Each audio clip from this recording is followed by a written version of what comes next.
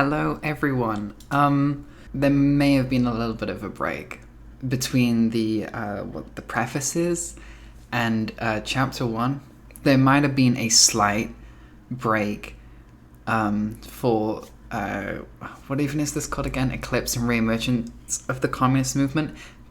There might have been a break. You might have noticed it. You might not have.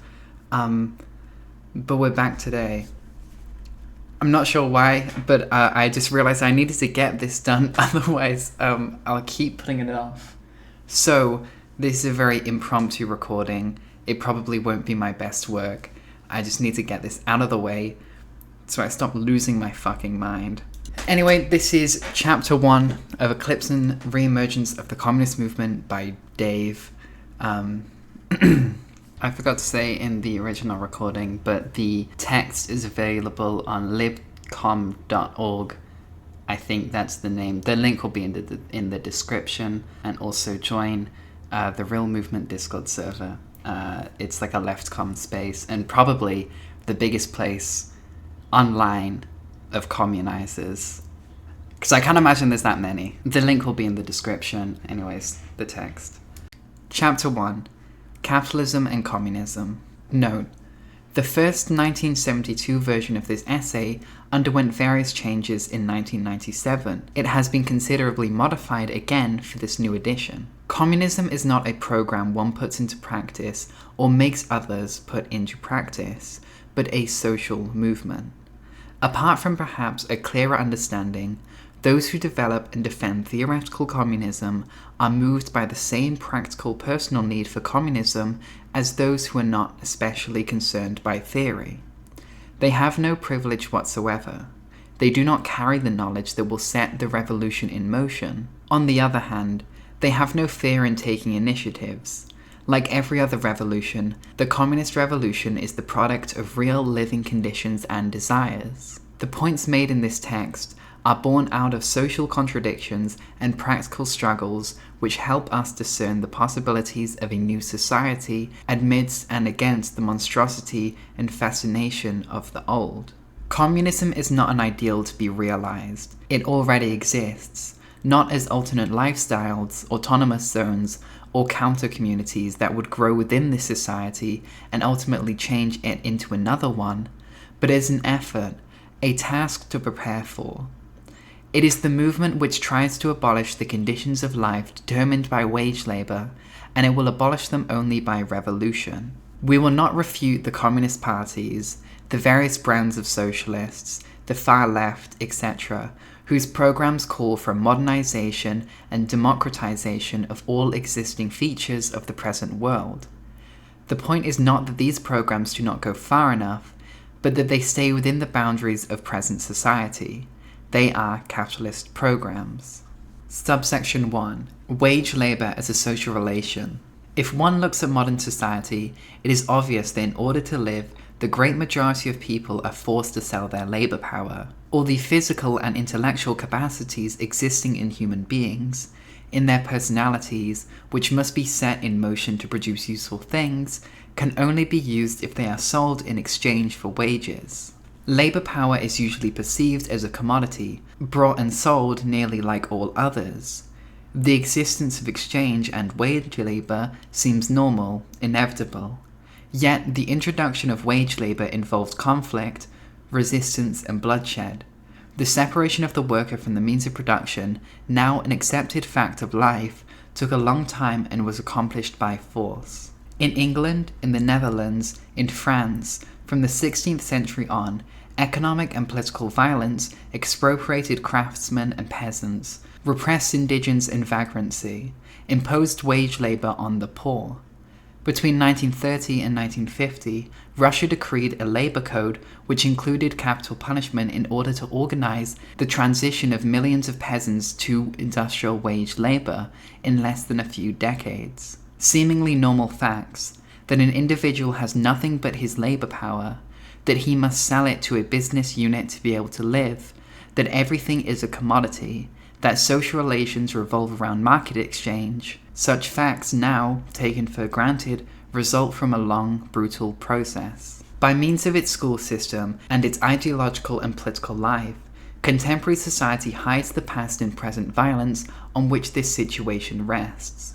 It conceals both the origin and mechanism which enables it to function.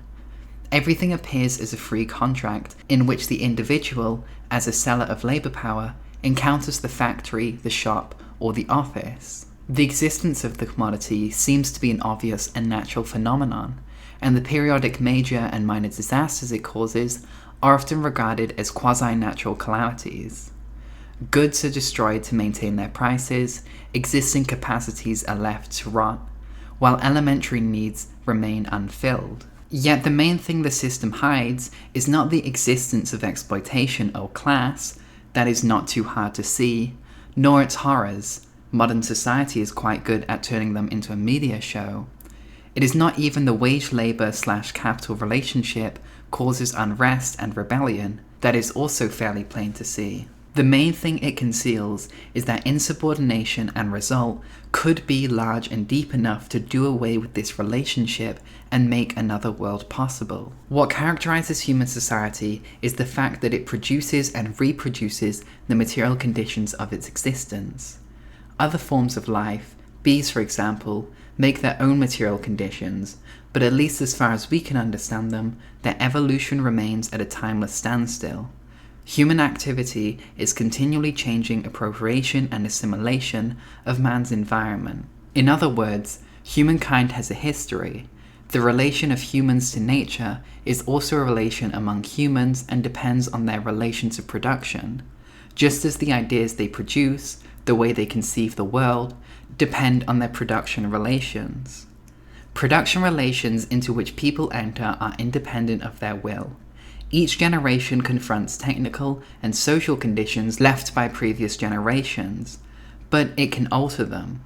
What we call history is made by people. That is not to say the windmill created the feudal lord, the steam engine the bourgeois industrialist, and that, in due time, with the same implacable logic, automation and electronics will free the toiling masses. If this were true, there would be no revolutions. The new society bred by the old could only emerge through a violent decisive break through the entire social, political, and ideological structure. What must be exposed behind the material objects, the machines, the factories, the laborers who work there every day, the things they produce, is the social relation that regulates them, as well as its necessary and possible evolution. Subsection 2. Value as a destroyer and promoter of community. What is known as the primitive community matters to us because it shows the rule of money is a historical, not natural reality. Far less widespread and fairly more recent than we are usually taught, but there is no point eulogizing it. Superficial critics of contemporary capitalism would like to get rid of its bad sides, cars, banks, cops, while developing the good side, cycling lanes, schools, hospitals. Similarly, though many primitivists would certainly appreciate the harmony with nature enjoyed by the Native Americans, portrayed in Dances with the Wolves, few would tolerate living under the domination of patriarchy and myth. While the North American potlatch happened in a non-market environment, it went along with hierarchy and power. Anyway, there is no going back. We will not reenact the past. As far as anthropology is to be trusted, it seems that human beings first lived in relatively autonomous and scattered groups in families, in the broadest sense, the family grouping all those of the same blood, in clans or tribes. Production consisted essentially of hunting, fishing, and gathering. There was no individual production, as the individual did not exist, nor freedom as we are used to it. Activities were decided, actually imposed on the group by the group, and achieved in common, and their results shared in common. Not everyone took a fair share, but production and consumption took place without the mediation of comparing separately produced goods. Many a primitive community had the technical means to accumulate surpluses and simply did not bother. As M. Salins pointed out, the age of scarcity often meant abundance, with lots of idle time, though our time would have had little relevance to these people. As the West explored and conquered the world, travelers and anthropologists observed that searching for and storing food took a rather small portion of the primitive's day. After calculating that in just 1 hour, in the 18th century, an English farmer produced 2,600 calories, and some Indonesians 4,500, Gregory Clark draws a parallel with hunter-gatherers who only worked for a few hours a day. Quote, "Thus the average person in the world of 1800 was no better off than the person of 100,000 BC." End quote. Quite a striking comparison, but it's relevant to use the same notion. Work for a Papa hunter-gatherer and a Yorkshire rural day labourer. Clark has the mindset of an economist. The main point is that primitive productive activity was part of a global relationship with the group and its environment. Eventually, not all but most of humankind moved from hunter-gathering into agriculture and ended up developing surpluses which communities started swapping. This circulation was achieved by taking into account what is common to all goods. The products of human activity have this one thing in common. Every one of them results from a certain amount of exertion of physical and mental effort. Labor has an abstract character. It does not only produce a useful thing, it also consumes energy, both individual and social. The value of a product, independently of its use, is the quantity of abstract labor it contains, i.e., the quantity of social energy necessary to reproduce it. Since this quantity can only be measured in terms of time spent, the value of a product is the time socially necessary to produce it, namely, the average for a given society at a given moment in its history. With the growth of its activities and needs, the community came to produce not only goods, but also commodities, goods produced to be exchanged, and for their exchange value. Commerce first appeared between communities, then penetrated inside communities, giving rise to specialist activities, trades, socially divided labor. The very nature of labor changed. Productive activity was no longer integrated into the totality of social activity. It became a specialized field, separated from the rest of the individual's life. What somebody makes for himself is set apart from what he makes for the purpose of exchange. The second part of his activity means sacrifice, time counting, working hours, as opposed to free time and constraint. Society becomes not just diversified into different trades, it is divided between workers and non-workers. Work is a class. Exchange relations help the community to develop and to satisfy its growing needs, but they ultimately destroy what made the community immediately communal. People now treat each other and themselves mainly as suppliers of goods. The utility of the product I make for exchange no longer interests me. I'm only interested in the utility of the product I will get in exchange. But for the person who sells it to me, this second utility does not matter. His sole concern lies in the usefulness of what I produced. What is use value for the one is only exchange value for the other, and vice versa. Community started to erode when its members became interested in each other only to the extent that they benefited from each other. Not that altruism was the driving force of primitive community, or should be the driving force of communism, but in the one case, the movement of interest drives persons together and makes them act in common, whereas the other, it individualizes them and compels them to be different or antagonistic to one another. Even when we do not treat each other as enemies, most daily encounters are ruled by the urge to save time and get things done. With the birth of value exchange, the community, labor is no longer the realization of needs by a collective, but the means to obtain from others the satisfaction of one's needs. While it developed exchange, the community tried to restrain it. It attempted to control or destroy surpluses, or to establish strict rules to control the circulation of goods. Some ancient Greeks opposed economics, i.e., exchanging goods between producers at a fair price, what would now be called the real economy. Chermatistics, accumulating wealth for its own sake. For a long while, only a fraction of exchange was based on value, viz. On a reasonably sound calculation of equivalent average labor time. Nevertheless, value triumphed in the end. Wherever it did not, society withdrew itself until it was eventually crushed by the invasion of merchant conquerors.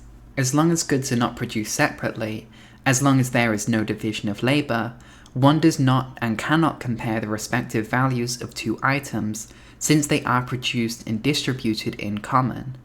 The moment of exchange, during which the labor times of two products are measured and the products exchanged accordingly, does not exist yet.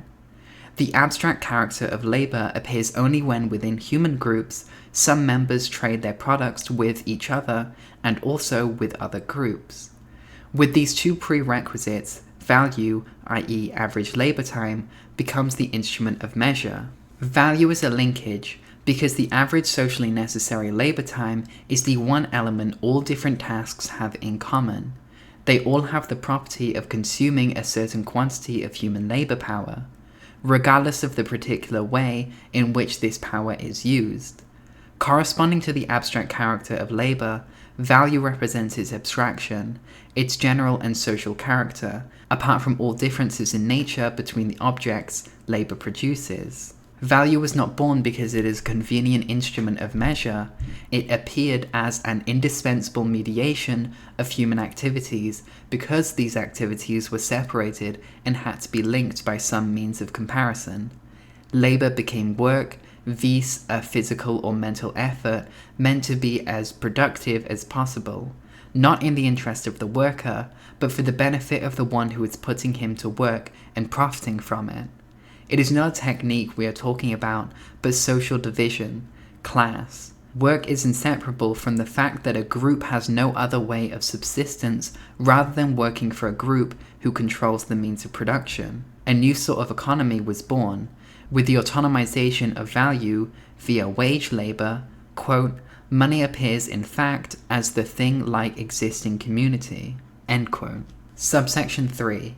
Commodity. Up to our time included, so far, with the advance of efficiency of human organization and its capacity to associate the components of the labor process, first of all, labor power, history has coincided with the difference and the opposition between those who work and those who organize work and profit from it. First towns and the great irrigation projects were born out of an increased productive efficiency. Commerce appeared as a special activity. Some people do not make a living by producing, but by mediating between the various activities of the separate units of production. An increasing proportion of items, artifacts, places, ideas, emotions, souvenirs become commodities.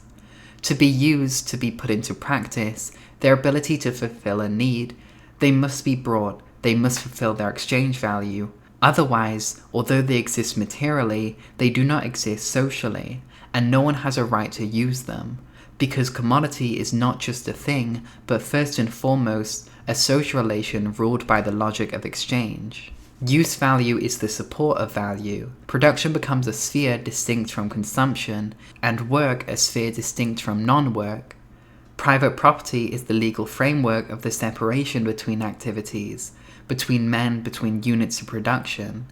The slave is a commodity for his owner, who buys a man to work for him, whereas the wage laborer is his own private proprietor, legally free to choose who to work for, at least in principle, and in democratic capitalism. Money made value visible and transferable, though coinage was unknown until the 7th century BC. The abstraction, value, is materialized in money, becomes a commodity, and tends to become independent, to detach itself from what it comes from and represents.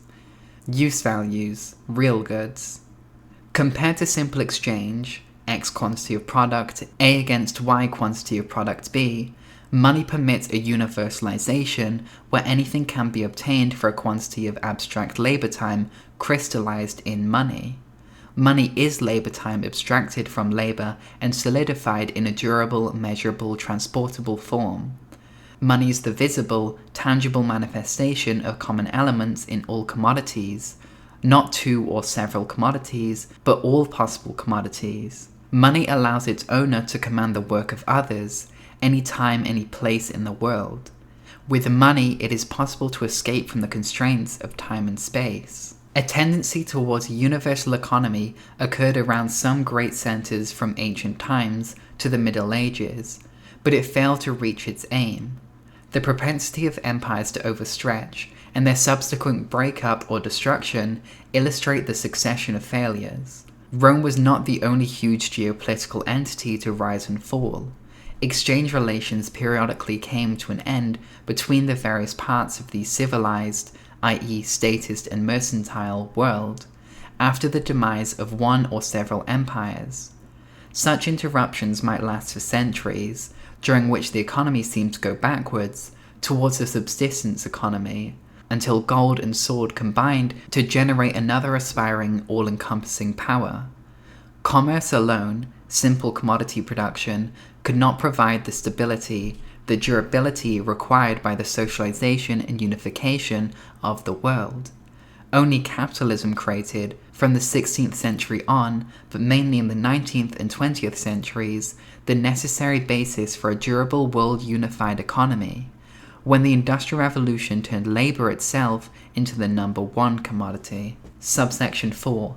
Capital. Capital is a production relation which establishes a completely new and dramatically efficient bond between living labor and past labor, accumulated by previous generations. In several Western European countries after the Middle Ages, merchants had accumulated large sums of money, perfected systems of banking and credit, and found possible to use these sums by hiring labor to work on machines. Masses of former peasants or craftsmen, dispossessed, by debt or brute force, of their instruments of production, were forced to work as wage laborers on accumulated, stored-up labor in the form of machines, particularly in the textile industry. Past labor was set in motion by the living labor of those who had not been able to realize such an accumulation of raw materials and means of production. There is no valorization without work. Labor is quite a special commodity. Its consumptions furnishes work, hence new value, whereas means of production yield no more than their own value. Therefore, the use of labor power furnishes a supplementary value. The origin of bourgeois wealth is to be found in this surplus value, in the difference between the value created by the wage laborer in his work and the value necessary for the reproduction of his labor power. Wages only cover the expenses of that reproduction, the means of subsistence of the worker and his family. Past labor is valorized by living labor. To invest, to accumulate, these are the mottos of capital, and the priority given to heavy industry in socialist countries is a sure sign of capitalism. But the system only multiplies steel mills, mines, airports, docks, etc., if and when they help accumulate value. Capital is first of all a sum of value, an abstract labor crystallized in the form of money, finance capital, shares, bonds, etc., in search for its own expansion, preferably in liquid form, which makes capital as universally transferable as it can be. An X sum of money must give an X plus profit at the end of the cycle. The appropriation of surplus value by the bourgeois is an integral part of the system, which is logically run by the class who benefits from it. But this inevitable fact is not the heart of the matter. Supposing the capitalist and the wage laborer were fused into one, if the laborer truly managed capital, reorientated production in the interest of everyone, if wages were equal and fair, etc., and value logic continued to operate, it would not go beyond capitalism. It would be a short-lived, worker-led capitalism. The point is not that a handful of people take a disproportionately large share of surplus value. If these parasitic profiteers were pushed aside while the rest of the system remained, part of the surplus value would be given to the workers, and the rest invested in a collective and social equipment, welfare, etc.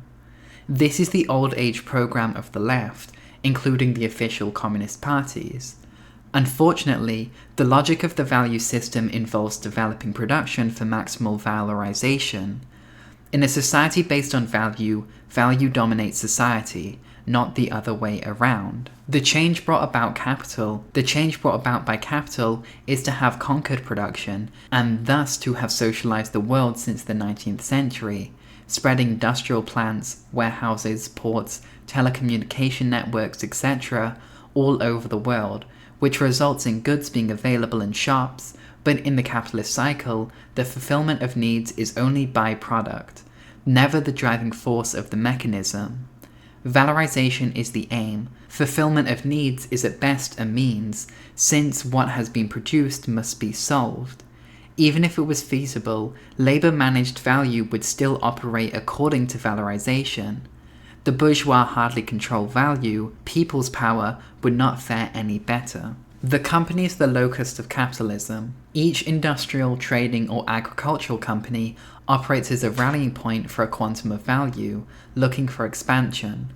The enterprise must make profits. Profitability has nothing to do with the evil doing of a few big capitalists, and communism does not mean that getting rid of fat cigar smokers wearing top hats at horse shows. Old and new reformism always targets the rich, yet what matters is not individual profits, however outrageous they may be, but the constraint, the orientation imposed upon production and society by a system which dictates what and how to produce and to consume. This is why it's so difficult to draw a line between speculative and productive investment. In capitalist logic, productive means value production, whether value comes off a Wolfsburg assembly line or at Wall Street's trader office. The aim of production is not to satisfy human wants, nor provide labor with jobs, nor to please the engineer's inventive mind, but to accumulate value. Of course, this enables the bourgeois to amass fortunes, but only insofar as he fulfills his function. There is no point in contrasting the real economy that manufactures clothes with parasitic finance that plays with its derivatives. The bottom line reality is to be read at the end of the financial statement that shows net income or loss. Subsection 5. A world of companies. Quote, "It is important to emphasize the point that what determines value is not the time taken to produce a thing, but the minimum time it could possibly be produced in, and the minimum is ascertained by competition. Competition is the cornerstone of capitalism. The dynamic that makes it not only produce a lot more than other systems, but makes it the world system, where labor, productivity, is a priority. Each corporation meets its rival on the market, each fights to corner the market. Competition disjoints productive systems into autonomous centers which are rival poles, each seeking to increase its respective sum of value, which exists against the others. Soft and fair competition is not uncommon, but any firm will resort to cutthroat methods if it has to. Neither corporate governance nor ethical guidelines nor democratic planning can pacify economic warfare. The motive force of competition is not the freedom of individuals, nor even of the capitalists, but the freedom of capital. It lives by devouring itself. The form destroys its content to survive as a form.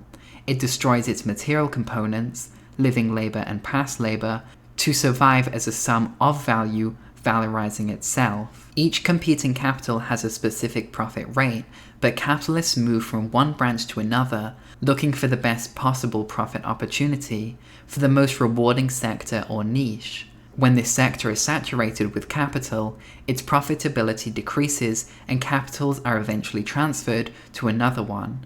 When CDs won the day, very few record companies kept mass manufacturing vinyl. This unceasing dynamic process is modified, but not abolished, by the establishment of monopolies and oligopolies, which play a permanent war and peace game between themselves. Social Darwinism expresses a world where one has to battle to sell and to sell oneself. Economic violence is complemented by armed state violence. Capitalist built-in tendencies combine with push political factors to make the world safe for war, and the social system that prides itself on pacifying features makes us live between one impending conflict and the next. Subsection 6. Bureaucratic or state capitalism. Nothing changes so long as there exist production units, each trying to increase its respective amount of value. If the state, democratic, workers, proletarian, etc., takes all companies under its control while keeping them as companies, Either state enterprises obey the law of profit and value and nothing changes, or they try to bend the rules with some success, which cannot last forever. This is what happened to bureaucratic capitalism. In spite of established prices set by a state body, the industrial sector by the firm, or by some bargaining power between the three, socialist firms could not go on unless they accumulated value at a socially acceptable rate. This rate was certainly not the same in Zamość as in London. As in England, Polish firms were managed as separate units, with the difference that in Zamość, unlike London, there was no private proprietor free to sell or buy a factory at will. Still, a Polish company manufacturing furniture did not just produce tables and sofas supposed to fulfill a function, it had to make the best profitable use of all money that had been invested to produce these tables and sofas. Value formulation mattered differently in Zamość and London, but it did matter. No sofa was given free to the inhabitant of Zamość for him to take home. Just like the Londoner, he paid for his new sofa or went back home without. Of course, the Polish state could subsidize sofas and sell them at a low price, i.e. below production cost. That game could last a while, until value finally staked its claim. Russian and Polish planners kept bending the rules of profitability, but these rules asserted themselves in the end. Through poor quality, shortages, waste, black market, purging of managers, etc. In England, a non-competitive furniture manufacturer would have gone bankrupt. In Poland, the state protected companies against bankruptcy. Yet no one can fiddle with the logic of valorization for too long. 1 firm, 10 firms, 1,000 could be saved from closure, until one day it was the whole of society that went bankrupt. If Her Majesty's government had kept bailing out every unprofitable company from the early days of industrialization, capitalism would now be defunct in Britain. The law of value, vis regulation by the social average time, functioned in very different ways in bureaucratic and market capitalism, but it did apply to both. Value deformation was the inner weakness of the USSR, and this Achilles heel, much as the war of economic attrition with the United States, the Russian state spent between 1/3 and 1/2 of its income on the military, caused the demise of bureaucratic capitalism. Subsection 7. Crisis. On the one hand, capital has socialized the world. All products tend to be the result of the activity of all humankind. On the other hand, our planet remains divided into competing corporations backed by national states, and produced to sell as much as possible. Value accumulation leads to overaccumulation, and value production to overproduction. Growth is overgrowth. Each enterprise tries to valorize its capital in the best possible conditions. Each tends to produce more than the market can absorb and hopes that its competitors will be the only ones who suffer from overproduction. As business grows more concentrated and centralized, monopolies postpone overproduction problems while further aggravating them until crisis readjusts supply to demand. Only solvent demand, since capitalism only knows one way of circulating products, buying and selling. We do not simply live in a world of commodities, but in a capitalist world, which presents itself as an immense accumulation of commodities, as written in Das Kapital's first sentence. Capitalist crises are more than commodity crises. They link production to value in such a way that production is governed by value, as shown by comparing them with pre-capitalist crisis. Until the 19th century, a bad grain harvest would cause a decrease of agricultural production. The peasants brought fewer manufactured goods such as clothing or equipment, and industry found itself in trouble. Merchants speculated on corn and kept it in storage to drive prices up. Eventually, there were famines here and there. The existence of commodities and money is the condition for these crises. There is a separation, materialized in time, between the operations of buying and selling. From the standpoint of the merchant trying to increase his wealth, buying and selling corn are two distinct matters in time, the interval being determined by the amount and rate of his expected profit. The interval between production and consumption, people starved. During the Irish famine of the 1940s, 1 million died while Ireland was a food net exporter. The mercantile system only acted as aggravating circumstances in a crisis caused by climatic factors. The social context was pre-capitalist, or of that a weak capitalism, as in present-day China and Russia, where bad harvests still have devastating effects on the economy and the people. Capitalist crisis, on the other hand, is the product of forced union of value and production. Take a car maker. Competition forces him to raise productivity to get a maximum value output through a minimal input, cheapest possible raw materials, machinery, and labor. A crisis arises when accumulation does not go with a sufficient decrease in the costs of production. Thousands of cars may come off the assembly line every day and even find buyers, but manufacturing and selling them does not valorize this capital enough compared to other car makers. So the company streamlines production, invests more, makes up profit loss with the number of cars sold, resorts to credit, mergers, government subsidies or tariffs, etc. Eventually produces as if demand was to expand forever, and loses more and more. Crises lie neither in the exhaustion of markets, nor in the over-generous pay rises, but in falling profits, to which workers' militancy can contribute. As a sum of value, capital finds it increasingly hard to valorize itself at a socially acceptable rate. Pre-capitalist crises originated from an unavoidable reality, wet winter and freezing for instance, which mercantile relations only made worse. Modern crises have no such natural origin. Their cause is social. All the elements of industrial activity are present, raw materials, machines, workers, and left to lie fallow.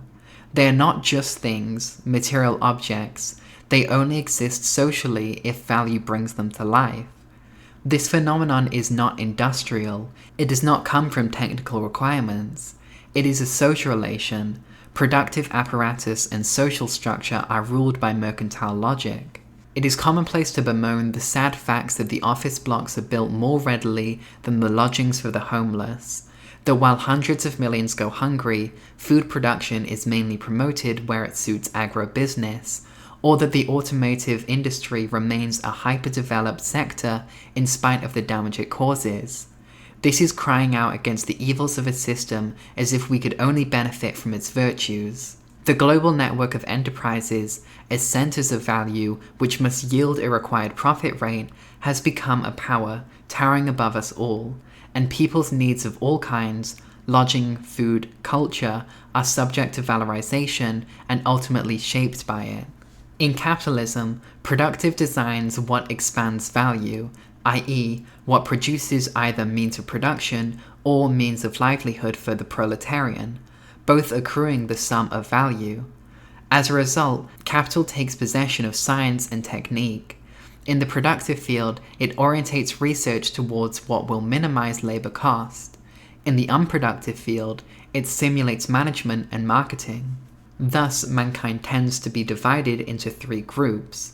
1. Productive workers, often physically destroyed by their work by having their life transformed into working time, in the words of American worker Paul Romano in 1947. 2. Unproductive workers, the vast majority of whom are only a source of waste. 3. And the massive non-wage earners, some of them in rich companies or areas, but most of them in less capitalist developed, poor countries, since it has no means of livelihood because it is deprived of any means of production. A large part of the world's population has to sell its labor power in order to live, but it can't. Capital only buys labor that brings in profit, so this labor power remains forcibly idle. The economic takeoff of some formerly less developed countries, like Brazil, is quite real, but can only be achieved through the partial or total destruction of former ways of life. The introduction of the commodity economy deprives poor peasants of their means of subsistence, leaves them landless, or drives them to the misery of overcrowded towns. Only a minority is lucky enough to find a factory, shop, or office job, or to work as a servant. The rest is underemployed or unemployed. Subsection 8. Proletariat and Revolution. Any revolution originates in material living conditions which have become unbearable. This also applies to the proletariat. If one identifies proletarian with factory worker, or with manual labourer, or with the poor, one misses what is subversive in the proletarian condition. The proletariat is the negation of this society. It is not the collection of the poor, but those who are dispossessed without reserves, who are nothing, have nothing to lose but their chains, and cannot liberate themselves without destroying the whole social order. The proletariat is the dissolution of present society, because this society deprives the proletarians of nearly all its positive aspects.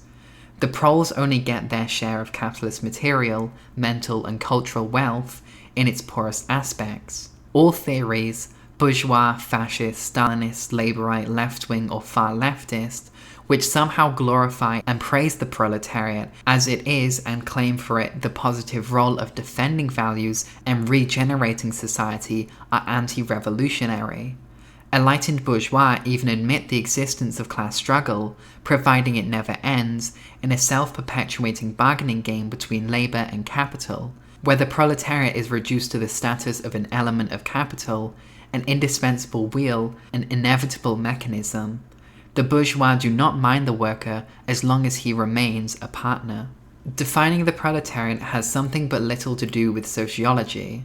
Indeed, most proles are low paid and a lot work in production, yet their existence as proletarians derives them not from being low paid producers, but from being cut off, alienated, with no control either over their lives or the outcome and meaning of what they have to do to earn a living. The proletariat therefore includes the unemployed and many housewives, since capitalism hires and fires the former and utilizes the labor of the latter to increase the total mass of extracted value.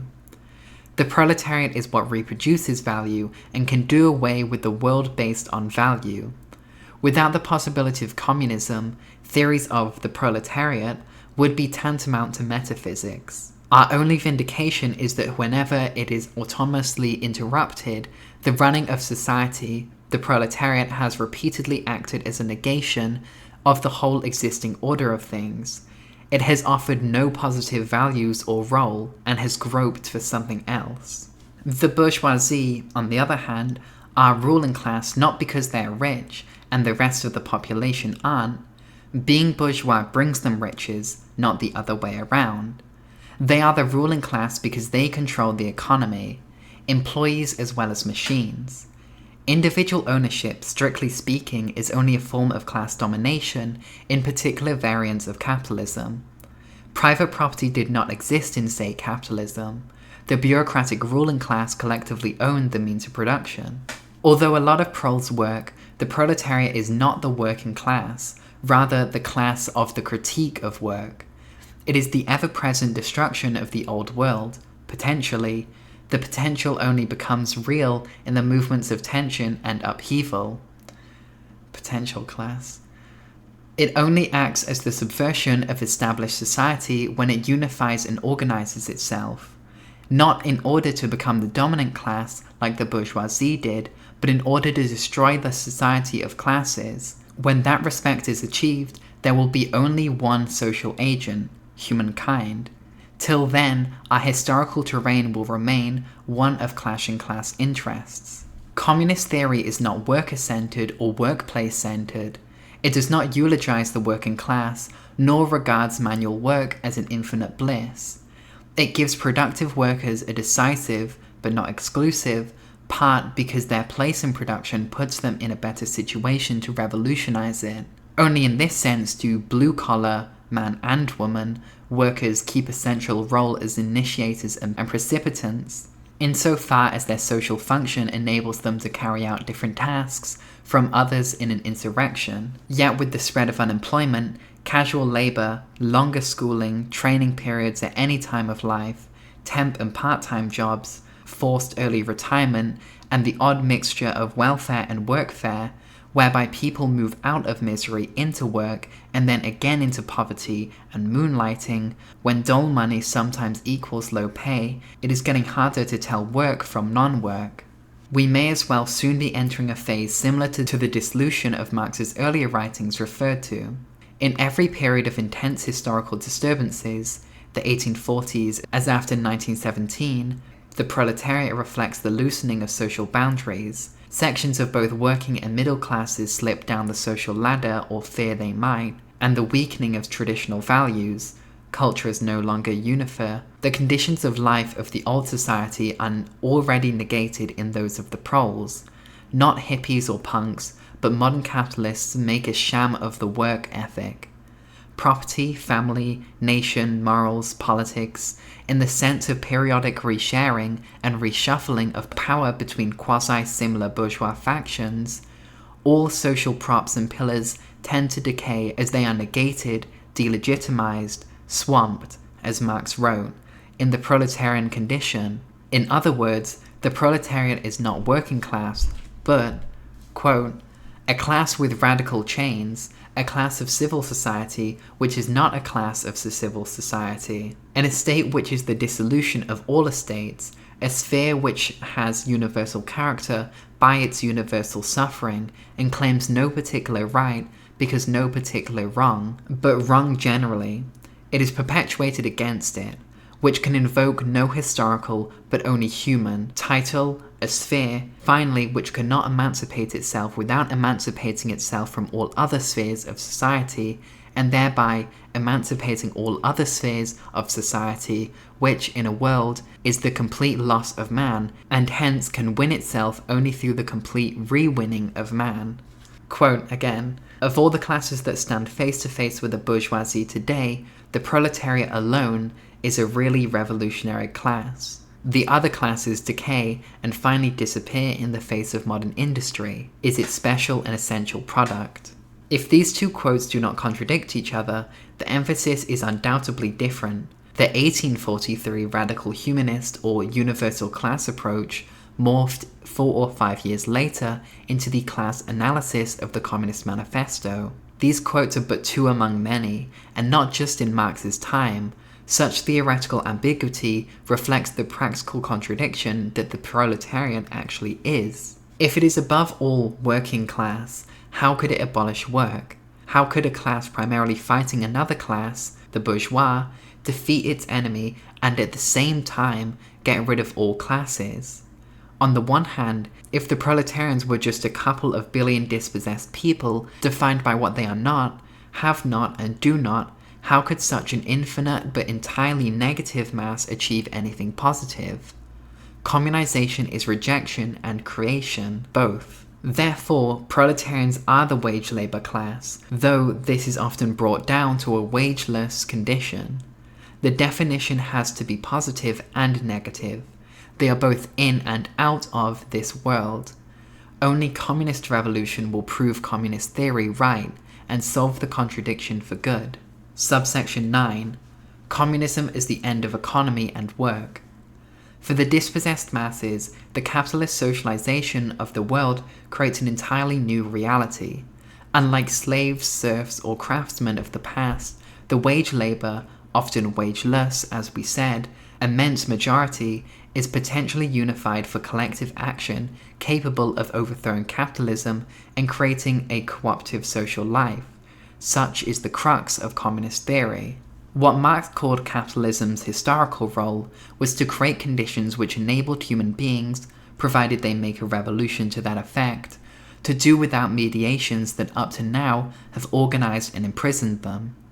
Value is one of those mediations.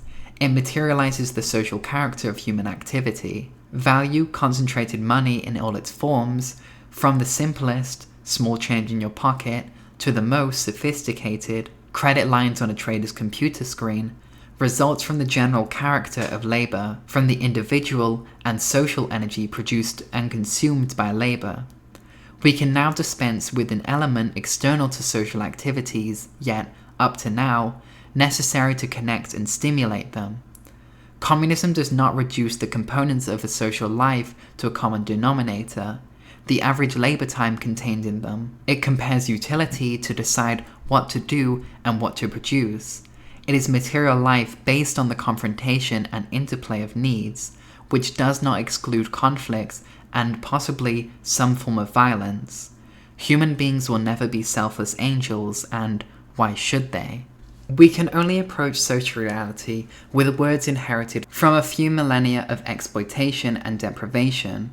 When we speak of needs, the term immediately conveys the idea of a lack, an absence, a deficiency.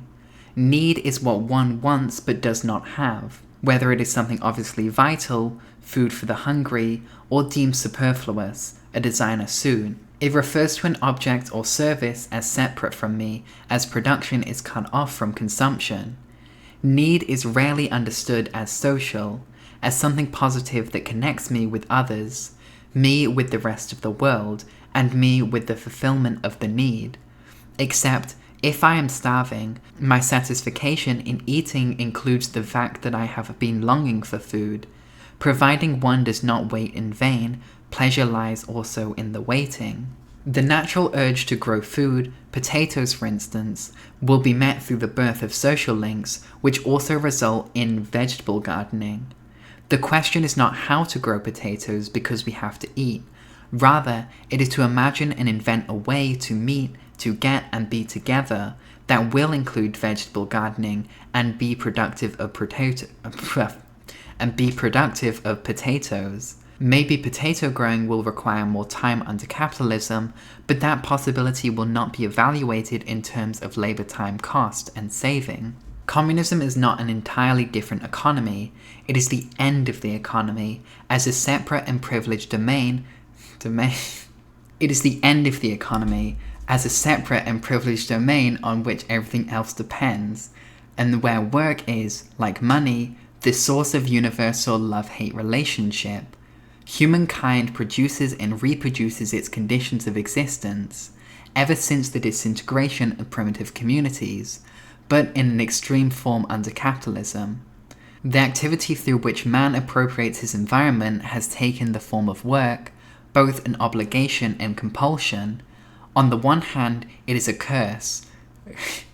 What is with these JJK references, man? I'm losing my mind. On the one hand, it is a curse, a constraint opposed to leisure and true enjoyable life.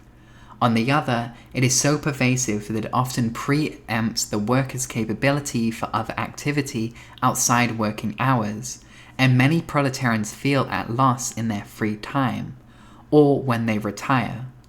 Work is a blessing and a curse. With capital, production, i.e. production for valorization, has become our master.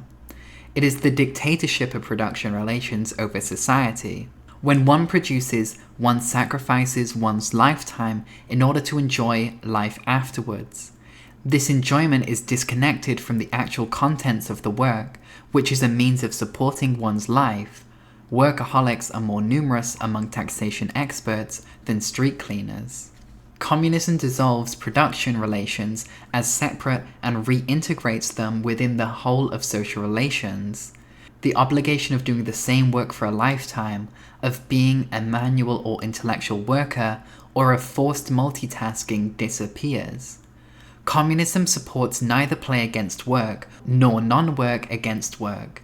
These limited and partial notions are capitalist mutilated realities. Activity, as the production-reproduction of the conditions of life, material, affective, cultural, etc., is the very nature of humanity, bearing in mind that production is a lot more than object making. For instance, traveling produces ideas, an experience which transform people and contribute to inventions and new activities. Some tasks will be taken in charge by everyone, and we can trust human inventiveness to come up with a wealth of new occupations. Automation probably will help, but believing in automation as the solution to the age-old male dictation of work would be trying to address a social issue by technical means. Actually, this is what capitalism pretends to be doing. First, fully automated production, including huge computer networks, requires so much raw material and energy that overextending it would be wasting even more resources than contemporary industry does. Secondly, and more importantly, the human species collectively creates and transforms the means of its existence. If we received them from machines, we would be reduced to the status of a young child who is given toys without knowing where they come from. Their manufactured origins did not even exist for him. Neither does communism turn production into something perpetually pleasant and playful. Human life is effort and pleasure. Poetry writing involves stress and pain. Learning another language implies a degree of exertion. Lots of things can be boring at times. Vegetable gardening, no exception. And communism will never fully abolish the difference between effort and enjoyment, creation and recreation. The all-leisure society and the push-button factory are capitalist utopias. Subsection 10. Communization. In Marx's time, and until much later, communist revolution was conceived as if its material preconditions were still to be created all over the world, and not just in backward countries like Russia or China. In the industrialized West as well, nearly all Marxists and a few anarchists believed that when it took power, the working class would have to develop further the economy, in a different way from the bourgeois, of course. It would reorient production in the interests of the masses, put petit bourgeois to work, and generalize factory-type labor. In the best of schemes, this went along with worker management, equal pay, and substantial reduction of working hours. But revolution did not come, and its German stronghold was crushed. Since then, such a program has been over-fulfilled by capitalist economic growth. The material basis of communism now exists. There is no longer any need to pack off clerks and shop assistants to the shop floor, to turn white into blue collar. Our problem will be to create a totally different industry, and to close quite a few factories. Compulsory labor is out of the question. What we want is the abolition of work as such, as an activity separate from the rest of life. For example, putting an end to garbage collection as a job some will have to do for years. It will be a lot more than job rotation. It will imply changes in the process and logic of garbage creation and disposal. Underdeveloped countries, to use a capitalist phrase, will not have to go through industrialization. In many parts of Asia, Africa, and Latin America, capital oppresses labor, but it has not subjugated it to what Marx called real submission. It dominates societies which it has not fully turned into money and wage labor relationships. Old forms of social communal life still exist. Communism would regenerate a lot of them, as Marx expected the Russian peasant commune might do, with the help of some Western technology applied in a different way. Quote, "If revolution comes at the opportune moment, if it concentrates all its forces so as to allow the rural commune full scope, the latter will develop as an element of regeneration in Russian society and an element of superiority over the countries enslaved by the capitalist system." End quote. In many respects, backward areas may prove easier to communize than huge motorcar-adapted and screen-addicted civilized conurbations. To preempt glib critique, let us add that communization is of course not instantaneous. Its effects will take time, at least a generation, but it will be immediate. It will proceed without the mediation of a transition period, which would be neither capitalist nor non-capitalist. The process of living without value, work, and wage labor will start in the early insurrectionary days and then extend in depth and scope. Communism is mankind's appropriation of its wealth and implies an inevitable and complete transformation of this wealth. It is not a continuation of capitalism in a more rational, more efficient, and less unequal, less uncontrolled form. It does not take over the old material bases as it finds them, it overthrows them. We will not get rid of the bad side of capital, valorization, whilst keeping the good side, production. Capital accumulates value and fixes it in the form of stored labor, past labor. Nearly all present workplaces are geared to labor productivity and labor submission. Most buildings do, schools particularly. Communist revolution is a disaccumulation.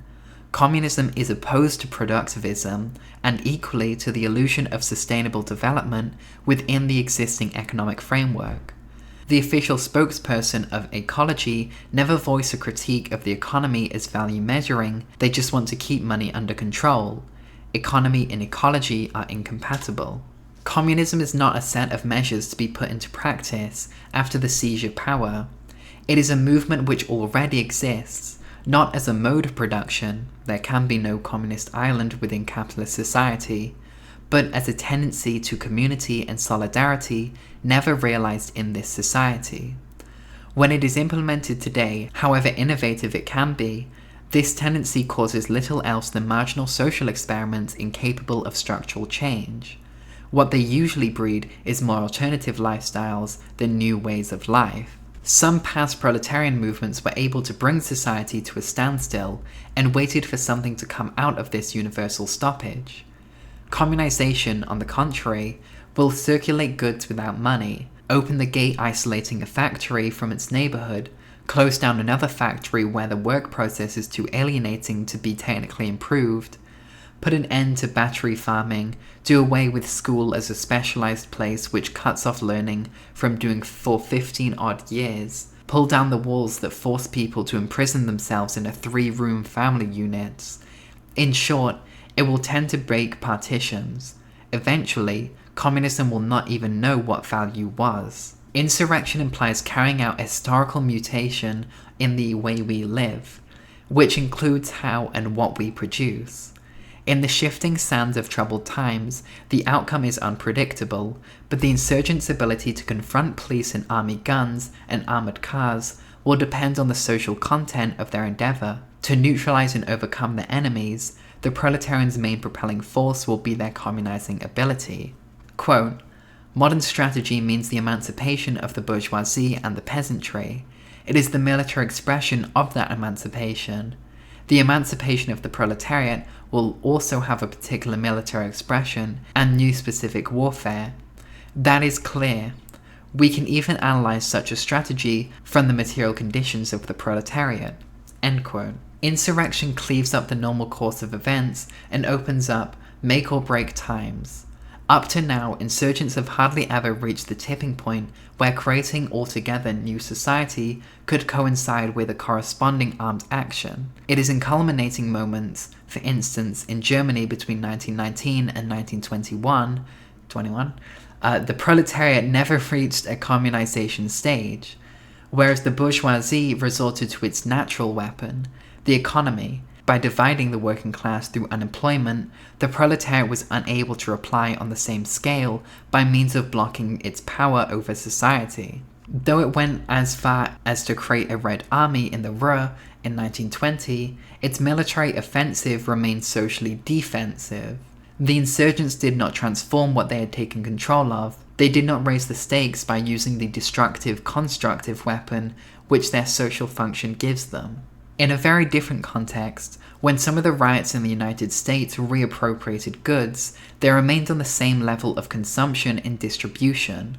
Rioters were attacking commodity, not capital. Communization will deal with the heart of the matter, value production. But the insurgents will only use this instrument if they transform it at the same time. Such a process can only take place on a worldwide scale, and, first of all, in several countries where social contradictions are more acute, which means communization is more likely to be initiated in Western Europe, North America, and Japan. The question is not the seizure of power by the workers. It is absurd to advocate the rule of the working class as it is now, a partner in the valorization mechanism and a subjected partner. Under the domination of wage labor and company, worker management is just as capable of moderating the dictates of capital. The dictatorship of the existing working class cannot be anything but the dictatorship of its representatives, i.e., the leaders of unions and workers' parties. This is the program of the democratic left. Theories of workers' governments or workers' power only propose alternative solutions to the crisis of capital. Revolution transforms society, i.e., relations among people and between people and their means of life. Organizational problems and leaders are secondary. They depend on what the revolution achieves. This applies as much to the start of communist revolution as to the functioning of the society which arises out of it. Revolution will not happen on the day where 51% of the workers become revolutionary, and it will not begin by setting up a decision-making apparatus. Management and leadership dilemma are typical capitalist obsessions. The organizational form of the communist revolution, as of any social movement, hinges on its substance and development. The way revolution gets organized, constitutes itself and acts, results from the task it performs. Subsection 11. States and how to get rid of them. Marx's early works suggest a critique of politics and opposed political to social revolution. The former rearranges links between individuals and groups without much change in what they actually do. The latter acts upon how people reproduce their means of existence, their way of life, their real condition, at the same time transforming how they relate to each other. One of our first spontaneous rebellious gestures is to revolt against control over our lives from above, by a teacher, a boss, a policeman, a social worker, a union leader, a statesman. Then, politics walks in and reduces aspiration and desires to a problem of power, be it handled to a party or shared by everyone. But what we really lack is the power to produce our life. A world where all electricity comes to us from mammoth, coal, fuel, oil, or nuclear power stations will always remain out of our reach. Only the political mind thinks revolution is primarily a question of power seizure or redistribution. Understanding this critique of politics is essential to grasp the issue of the state. We described value as an element external to social activities and up to now necessary to connect and stimulate them. In a similar way, the state was born out of human beings' inability to manage their lives.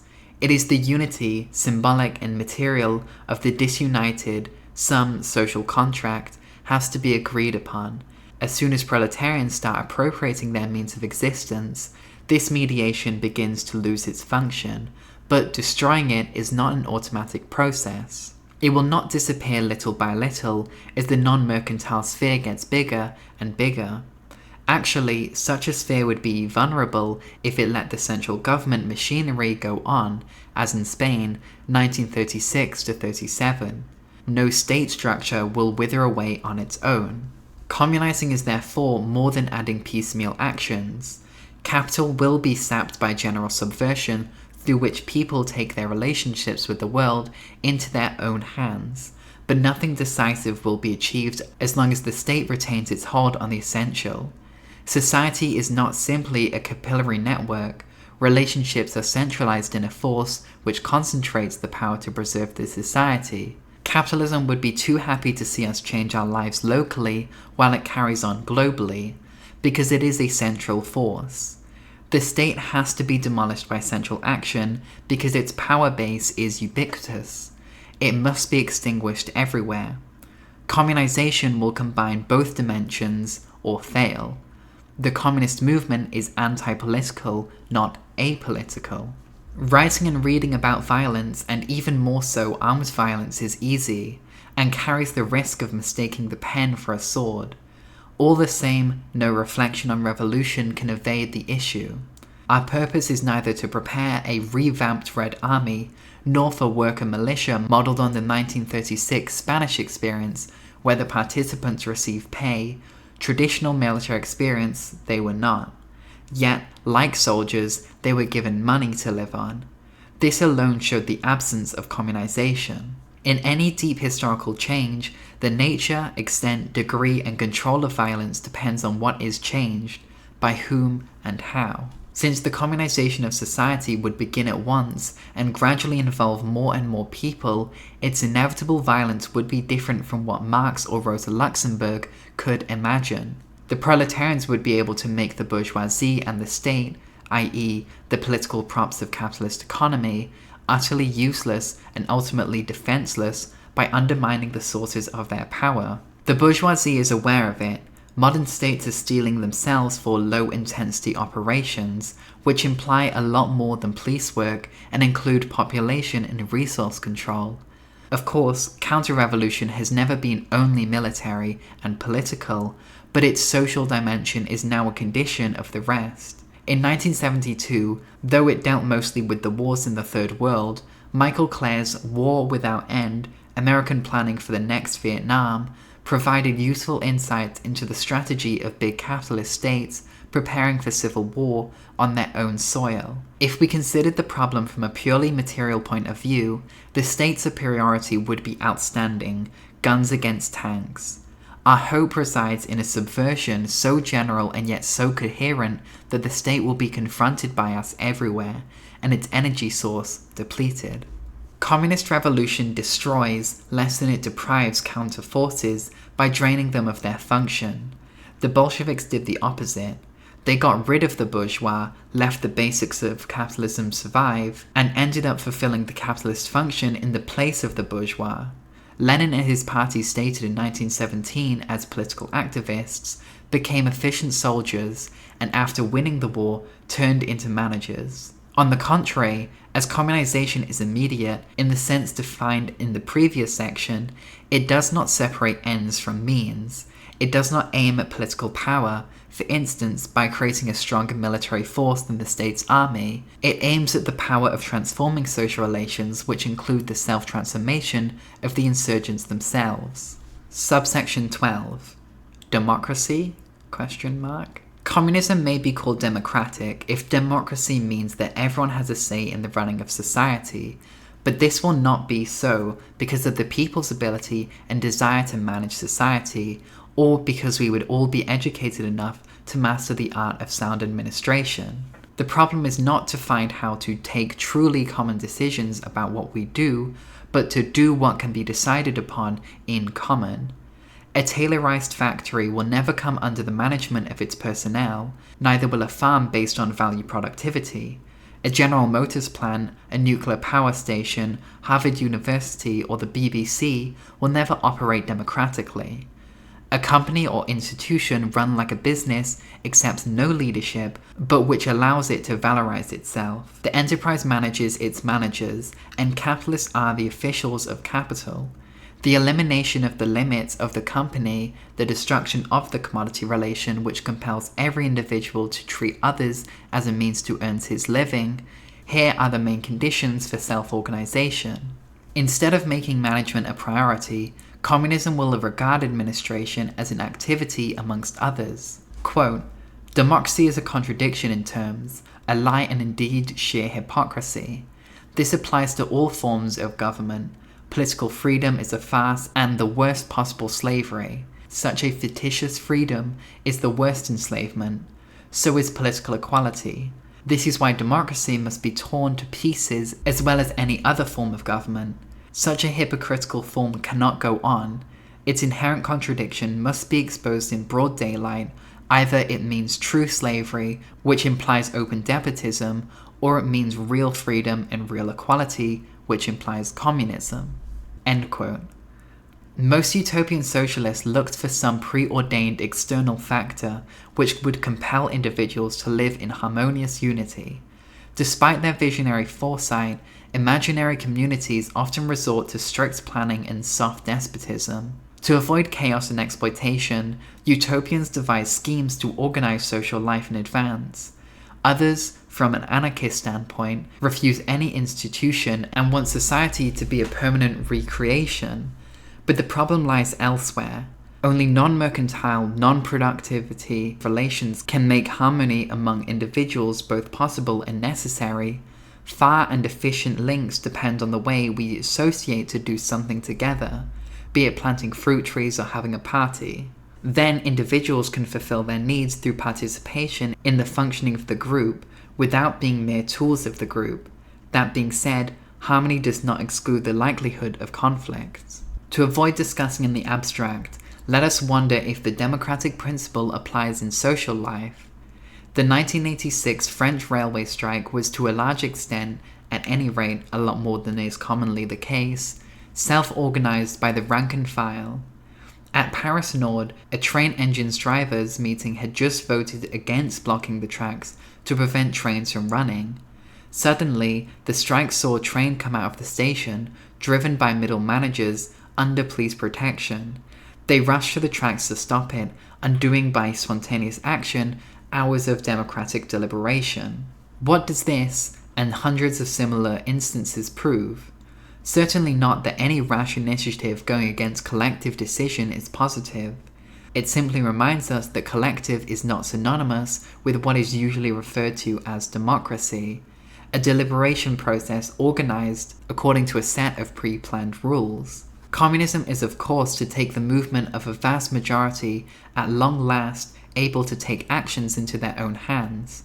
To that extent, communism is democratic, but it does not uphold democracy as a principle. Politicians, bosses, and bureaucrats take advantage either of a minority or a majority when it suits them. So does the proletariat. Workers' militancy often stems from a handful. Communism is neither the rule of the most numerous nor of the wise few. To debate or start acting, people obviously have to gather somewhere, and such common ground has been called a Soviet, committee, council, shura, etc. The means to turn an end, however, when the moment and machinery of decision-making prevail over action, this separation is the essence of parliamentarism. True, people must decide for themselves, and at some point or another, this requires a discursive time and space, but any decision, revolutionary or not, depends on what has happened before and what is still going on, outside the formal deciding structure. Whoever organizes the meeting sets the agenda, whoever asks the questions determines the answer, whoever calls the vote often carries the decision. Revolution does not put forward a different form of organization, but a different solution from that of capital and reformism. As principles, democracy and dictatorship are equally wrong. They isolate a special and seemingly privileged moment. Communism is neither democratic nor dictatorial. The essence and limit of political thought is to wonder how to organize people's lives, instead of considering first what those to be organized people do. Communism is not a question of inventing the government or self-government best suited to the social reorganization we want. It is not a matter of institutions, but activity. What members of society have in common or not depends on what they are doing together.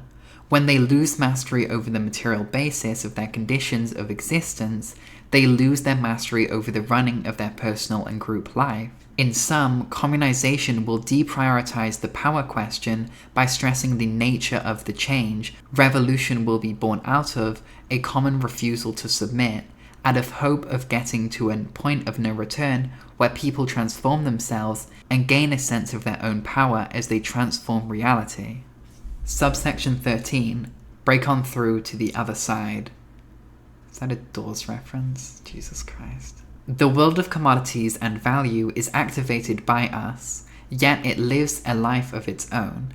It has constituted itself into an autonomous force, and the world at large has to submit to its laws. Communism challenges this submission and has opposed it since its early days of capitalism, so far with no chance of success. The communist revolution is the continuation as well as the surpassing of present social moments.